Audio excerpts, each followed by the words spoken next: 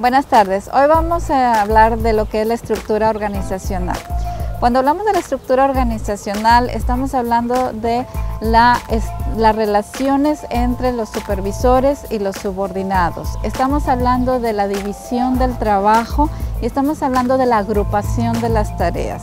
Con estas tres definiciones, nosotros podemos organizar a nuestra empresa de tal manera en que pueda responder a los nuevos retos de la globalización. ¿Cuáles son esos nuevos retos? Pues para empezar estamos teniendo la invasión de las tecnologías de información en toda la vida organizacional. Por lo tanto, esto nos va a facilitar agrupar procesos, nos va a facilitar relacionar a las personas, nos va a facilitar agrupar tareas que tienen mucho en común y que son interdependientes en sus recursos.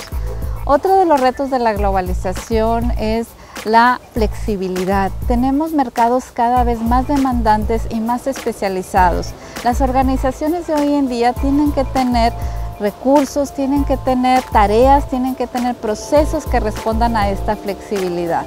Otro de los retos que demanda la globalización en nuestros días es los mercados cada vez más especializados. Por lo tanto, la innovación que se requiere en nuestras organizaciones se va a ver apalancada si tenemos una muy buena estructura organizacional. Las estructuras organizacionales innovadoras responden no nada más a los retos de la organización, sino también a los retos del talento que trabaja para nuestras empresas. Hacen que se desarrolle nuestro personal, hace que nuestro personal pueda ser promovido, se sienta satisfecho con lo que hace.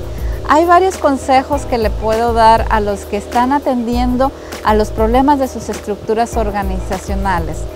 El primero es que no necesariamente tiene que cambiar la estructura en sí misma, sino solamente con definir roles y fronteras de roles se pueden evitar muchos conflictos internos.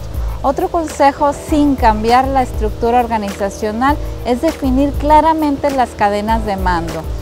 Es cierto, las estructuras tienen que ser flexibles, pero no podemos responder a tantas demandas de los superiores y esto hace que haya conflictos internos. Por lo tanto, puede haber estos conflictos, lo que puede suceder es que los trabajadores crean que es un problema de la estructura organizacional y generalmente es un problema que no está clara la línea de mando.